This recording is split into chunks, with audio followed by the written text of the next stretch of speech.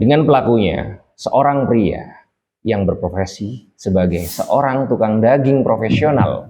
Parahnya, dia memakan testis korbannya. Hai Sobat Horor, gimana kabar kalian? Moga aja kalian dalam keadaan sehat dan baik-baik saja. Akhir-akhir ini kita bingung, kira-kira mau bahas konten apa lagi ya? Setelah itu, kami meriset dan memutuskan untuk sedikit beralih ke konten kriminal yang nggak kalah menariknya dari konten horor dan eksplorasi. Setelah kami meriset, kami menemukan satu kejadian yang terjadi di daerah Michigan, Amerika Serikat. Dengan pelakunya, seorang pria yang berprofesi sebagai seorang tukang daging profesional. Parahnya, dia memakan testis korbannya. Bisa bayangin nggak?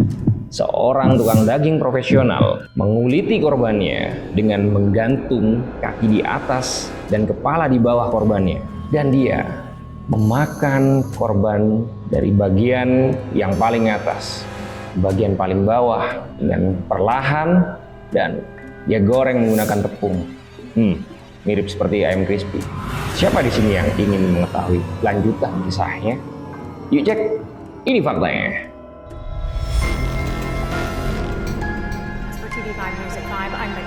And I'm David Custer. Today's sentencing comes nearly 3 years after Bacon disappeared and was found days later inside his secret room inside Lutunsky's shop. Cerita berawal dari tiba-tiba terdengar suara ketakutan dari seorang pria di sebuah daerah terpencil di daerah Michigan, Amerika Serikat. Dia menelpon 911 dengan terburu-buru. Sepertinya ada seseorang yang mengikutinya. Pria itu mengaku lolos dari sebuah ruang bawah tanah di rumah seorang pria yang mengerikan dan mencoba untuk melakukan kekerasan dan pelecehan secara seksual kepadanya. Berikut percakapan antara pria dan 911. So technically, he hasn't done anything wrong in the eyes of the law. I think let's just get me the hell out of here so I can go home. Okay? That's all I want, ma'am. And I'm sorry if I'm upset. I just don't have the choice in my head. I never would have thought this would be in my life. Perkenalkan, tersangka kita pada segmen kali ini bernama Mark David Latunsky. Berusia sekitar 54 tahun, berprofesi sebagai seorang tukang daging dan ahli kimia. Mark dikenal sebagai seorang yang ramah di lingkungan tempat tinggalnya. Menurut informasi yang beredar, Mark menderita skizofrenia dan gangguan mental lainnya. Mirip-mirip seperti orang berkepribadian ganda. Mark juga gemar menggunakan kilt. Kilt itu adalah celemek yang digunakan tukang daging pada saat dia sedang bekerja. Jadi mirip pakaian di depan dada yang digunakan tukang daging pada saat dia lagi motong-motong. Walaupun tidak sedang bekerja, Mark sangat gemar menggunakan kilt karena menurutnya itu adalah bagian dari dirinya. Kembali lagi pada panggilan telepon tadi, pria yang ketakutan itu memberitahu petugas bahwa dia sedang terikat oleh tali di pergelangan kaki dari kulit dan rantai yang digunakan untuk menahannya. Pria tersebut lari dari rumah Mark Latunsky. Sudah bisa ditebak, pria tersebut lari hanya menggunakan kilt atau celemek milik Mark, yang menurut Mark dia mengejar pria itu karena dia ingin mengambil celemek miliknya yang seharga $300 yang digunakan pria yang kabur itu. Akan tetapi polisi mengatakan pria itu menolak untuk melaporkan Mark Latunsky karena beberapa hal. Pada akhirnya polisi melakukan penggeledahan terhadap rumah Mark Latunsky. Polisi turun ke ruang bawah tanah milik Mark Latunsky. Yang mengejutkan, polisi menemukan sosok mayat seorang pria yang tewas, telanjang, dan digantung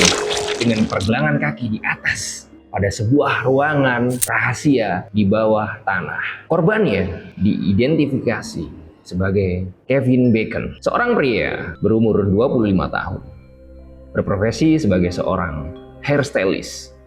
Kalau di Indonesia disebut sebagai tukang rias rambut. Kevin juga merupakan seorang mahasiswa di sebuah perguruan tinggi Fakultas Filsafat.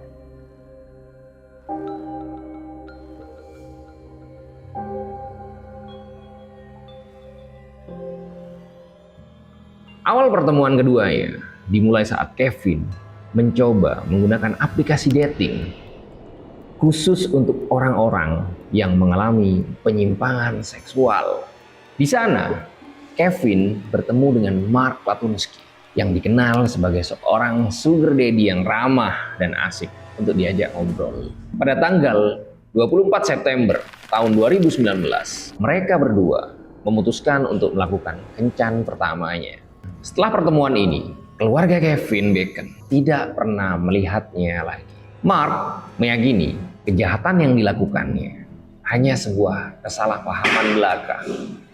Namun, pada sesi interogasi antara Mark dan pihak penyidik dari kepolisian setempat, Mark mengakui kejahatan itu dia lakukan untuk membantu Kevin Bacon. Kevin meminta bantuan Mark untuk melakukan hal yang menurut pengakuan Mark itu adalah permintaan dari Kevin Bacon. You have a room. Okay. You've got the door here with the St. Andrew's cross on it, and then the end of the area is here, so it's dirt here, and he was laying this way with his head here, and he was facing that direction. He was still in this position, and what I did was I had to move his head in that because at that point I would. So did you lean over him? I leaned over. Can you demonstrate? Pretend his head's against that wall. What did you do? Okay, well, tell me what you did. I saw that it was going longer, and I took his head and I moved it to the side and this way. So it was as much as I could in order to whatever it was.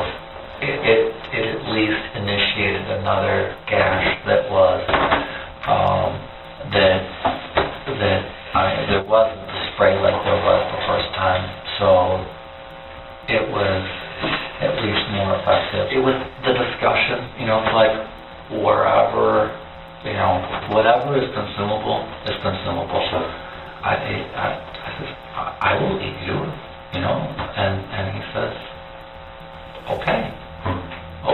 Pada saat pemeriksaan, Mark mengatakan sebuah pernyataan yang di luar dugaan bahwa dia mengaku tidak benar-benar pernah menikah, akan tetapi dia pernah menyewa seorang wanita yang setelah ditelusuri oleh pihak kepolisian, ternyata Mark pernah menikah dengan seorang wanita pada tahun 2001 dan dikaruniai 4 orang anak.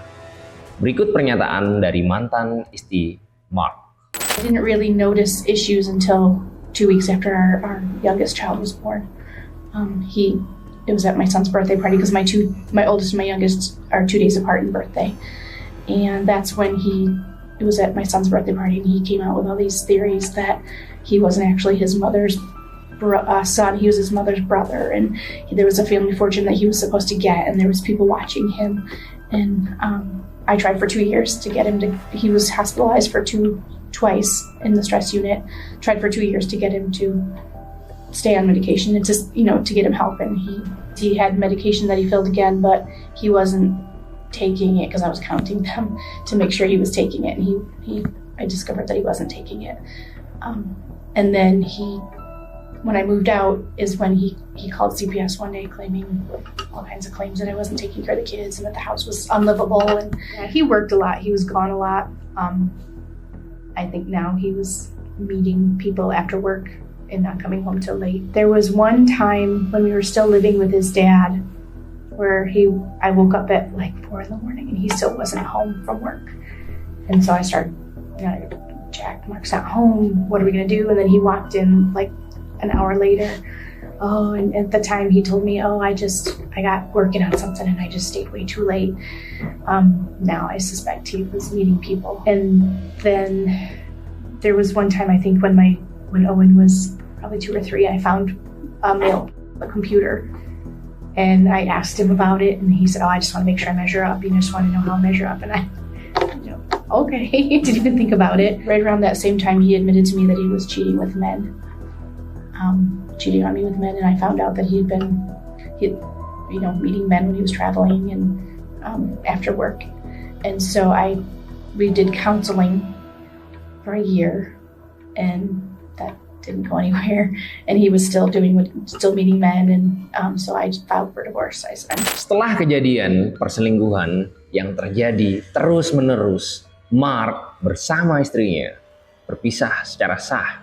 Perpisahan itu merupakan awal kehidupan baru untuk Mark setelah dia melangsungkan pernikahan dengan seorang pria bernama Jimmy yang pada akhirnya benar-benar merubah fantasi seksual Mark yang awalnya seorang kepala keluarga yang menyayangi keluarganya menjadi seorang pria dengan fantasi seks yang menyimpang. Paket komplit. Pada saat penangkapan, polisi menemukan banyak alat-alat yang digunakan untuk melakukan fantasi seks BDSM atau biasa dikenal dengan seks dengan kekerasan. Dari sini membuat terang bahwa Kevin Bacon benar-benar tertarik dengan Mark karena fantasi seksualnya. Dalam kesaksiannya, Mark mengakui bahwa kejahatan yang dia lakukan merupakan kesepakatan bersama antara Mark dan Kevin Bacon. Banyak chat yang ditemukan oleh pihak kepolisian pada aplikasi kencan milik Mark. Pesan itu dinilai menyimpang dari norma pada umumnya. Setelah proses interogasi yang lumayan alot karena Mark yang memiliki masalah dengan mentalnya, polisi pun menyimpulkan bahwa setelah mereka melakukan pertemuan pertamanya, Mark Latunsky membawa Kevin Bacon ke rumahnya. Mark mengatakan pada Kevin akan ada beberapa pria yang menunggu mereka di rumah. Mereka akan melakukan proses lelang terhadap Kevin Bacon dan Kevin menyetujui hal tersebut.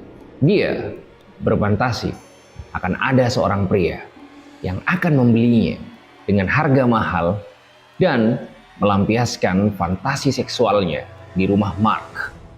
Aneh bukan? Ngeri juga, jijik juga.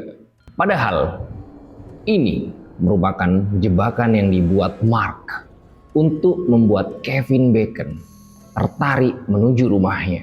Malam itu pun berlanjut. Kevin memasuki rumah Mark dengan mata ditutup. Mark seolah-olah melakukan proses lelang. Padahal di sana hanya ada dirinya dan Kevin.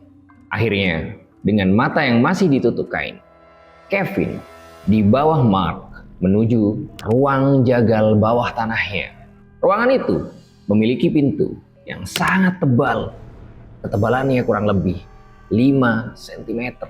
Sehingga kedap suara serta memiliki lampu yang anti rusak yang digunakan untuk menerangi kegiatan fantasinya. Menurut pengakuan Mark, malam itu Kevin meminta Mark untuk segera melakukan adegan BDSM itu. Segera, Mark menuju dapur rumahnya untuk mengambil pisau berburu yang baru dibelinya dari Walmart. Beberapa jam sebelum kejadian, Mark segera kembali ke ruang bawah tanah untuk menikam Kevin dari bagian belakang lehernya. Selanjutnya, dia menikam Kevin kembali tepat di posisi tenggorokannya. Berikan. Lebih ekstrimnya lagi, Mark menggantung jasad Kevin seperti hewan ternak dengan kaki di atas dan kepala di bawah menggunakan katrol. Mark ingin mengeringkan jasad Kevin mirip seperti seekor hewan ternak. Setelah kejadian itu, Mark memotong testis milik Kevin dan memasaknya menggunakan tepung bersama dengan beberapa tiram yang telah dibelinya. You do that? I mean, On the kitchen stove. like with a frying pan? It was the griddle. I mean, I eat Rocky Mountain oysters anyway. Sure. I have a carton of them that I bought. And so it's really very simple. You slice them thin, you saute them with some Worcestershire sauce, and once they're done, you just eat them. Menurut hasil interogasi petugas, Mark ingin memakan tubuh Kevin sampai ke tulangnya tak bersisa. Dia dengan senang hati menceritakan rencana jahatnya pada pihak polisian. Di antara kasus mengerikan dan penyakit mental yang dimiliki oleh Mark, sebelum terjadi pembunuhan itu, ditemukan histori penelusuran di HP milik Mark oleh pihak kepolisian. Di antaranya, dia pernah menelusuri kata-kata antara lain pisau, pembayaran dalam bentuk emas, penari striptis, laki-laki pada angkatan laut, perburuan daging, dan pisau tajam. Beberapa kata yang terdengar sangat aneh. Hal ini menguatkan pihak kepolisian bahwa Mark merencanakan pembunuhan ini serapi mungkin. Mark juga diidentifikasi sebagai seorang kanibal dari histori pencarian internet di HP-nya 6 bulan sebelum kejadian pembunuhan. Mark benar-benar membuat Kevin Bacon seperti seekor ternak. Dengan keterampilannya, dia membuat semua menjadi seolah begitu mudah. Pada proses interogasi pun, dia bersikap sangat tenang. Seolah-olah dia adalah seseorang yang profesional. Sayang, tidak hanya Kevin Bacon korbannya. Berikut beberapa korban yang pernah dikubur oleh Mark Latunsky. They were down, or they wanted to end their life. Have you ever assisted these? No, there have been people who have hinted at it. Okay. There have been people who, just kind of play around with it a little bit. But I've always, that I've shied away from it for obvious reasons, and that in fact it is, like I said,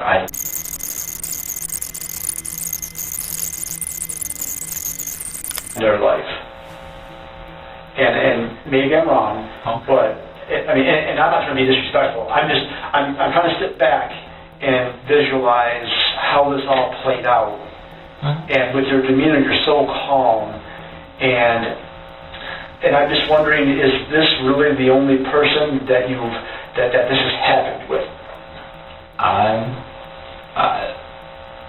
You're completely wrong. Okay. However, and I'm going to put a however in there.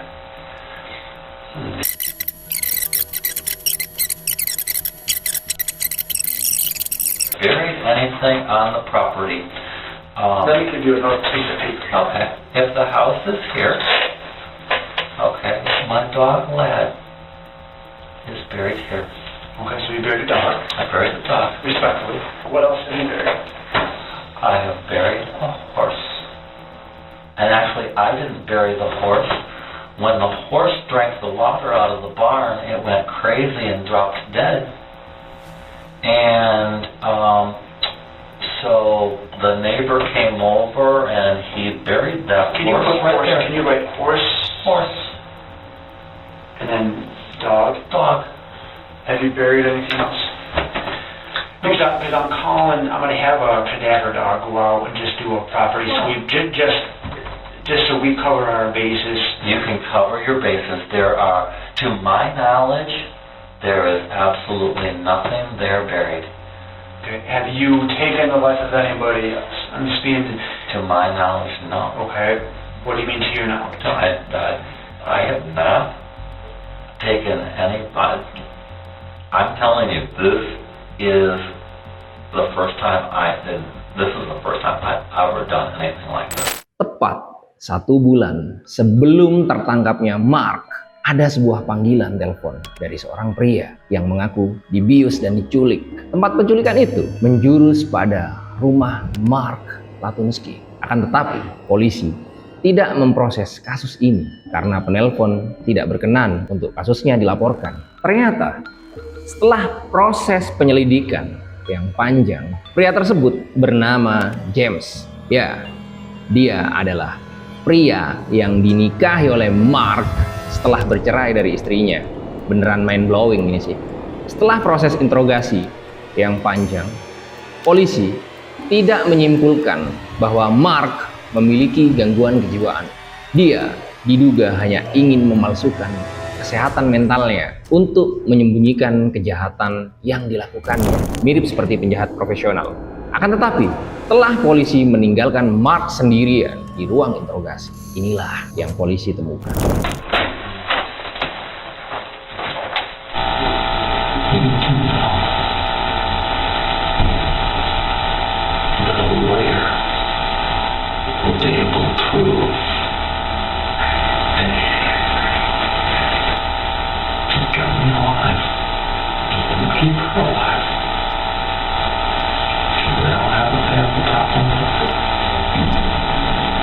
Dari 10 menit video sejak polisi meninggalkan ruang interogasi, Mark rupanya berbicara pada dirinya sendiri. Hal ini menguatkan pihak kepolisian bahwa Mark benar-benar mengalami gangguan kejiwaan. Ternyata hal ini sudah berlangsung sejak tahun 2010 berdasarkan catatan kesehatan mental. Polisi belum meyakini bahwa untuk melakukan hal kejahatan yang begitu profesional, Mark melakukannya sendirian. Polisi bergerak cepat dengan memeriksa dan menginterogasi mantan pasangan gaynya, yaitu si Jimmy. You talked to Mark. I talked to Mark on Christmas Day. I had some friends over and I didn't want him to be alone, so I invited him over Christmas Day if he wanted to come. Okay, so He arrived there in the afternoon, I don't know, sometime around 1, 2 o'clock. He appeared to be normal. He never exhibited any signs that anything was wrong. What is somebody who, when you met, was this kind, gentle soul who turned into this monster? You don't want to believe it. That's why I had to get out. So I had to get out. I couldn't take that lifestyle anymore. Nobody should have to go through this. No parent should ever have to bury a child. Menurut Jimmy, pada malam itu, malam kejadian tepatnya, dia sudah berpisah dengan Mark Latunsky. Bahkan, sejak tahun 2015, pernikahannya dengan Mark sudah dianggap berakhir. Walaupun belum sah secara hukum.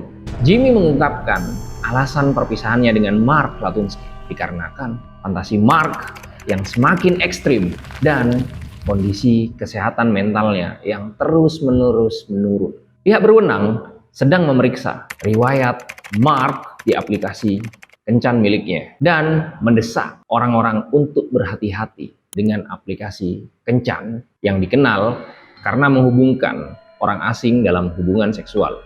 Dalam pernyataannya dengan pihak kepolisian, Mark memancing para korbannya dengan mengunggah ajakan untuk orang-orang yang memiliki kelainan seksual. Apabila tidak memiliki partner dalam merayakan hari Natal, datanglah ke rumah.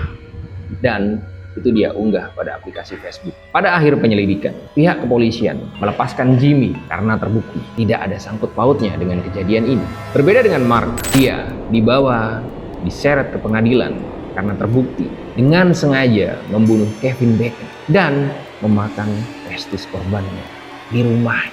Akan tetapi, Mark melakukan pembelaan atas kejadian tersebut. Hakim pengadilan mempertimbangkan kondisi catatan medis yang dimiliki Mark Latunsky. Namun, 9 bulan kemudian, hakim menolak pembelaan tersebut. Hakim menolak pembelaan Mark karena terdapat catatan kesehatan mentalnya. Mark dalam proses rehabilitasinya, dia pernah direhab selama 15 bulan dan dinyatakan stabil secara mental dan cukup kompeten untuk diadili atas pembunuhan terhadap Kevin Bacon. Pada bulan September tahun 2022, Mark Latunsky mengaku bersalah pada persidangan dan dijatuhi hukuman penjara seumur hidup tanpa kemungkinan bebas bersyarat. Saat ini, Mark ditahan pada penjara Gus Harrison yang terletak di Michigan, Amerika Serikat. Oke sobat horor, itulah sepenggal kisah dari seorang tukang daging kanibal yang bernama Mark Latunsky, yang dengan kisahnya membuat publik semakin berhati. Di era digitalisasi ini, ternyata masih ada praktik kanibalisme yang terjadi. Kalau kalian, para pria yang lagi ngalamin masalah keluarga, baiknya cerita deh dengan keluarga kalian. Kalau masih nggak bisa, kalian bisa sharing dengan teman tongkrongan kalian. Jangan sampai karena masalah kalian, mental kalian juga terserang, dan hal itu merubah karakter asli kalian. Hati-hati, karena masalah mental tidak terlihat secara fisik. Semoga kita bisa mengambil kesimpulan yang baik dari kisah Mark Latunsky, dan paling tidak kejadian tersebut tidak terjadi pada lingkungan sekitar kita. Kalau kalian suka dengan konten storytelling yang menjelaskan tentang kejadian kriminal menarik seperti ini, bantu kami dengan cara klik like dan subscribe. See you to the next video. Bye.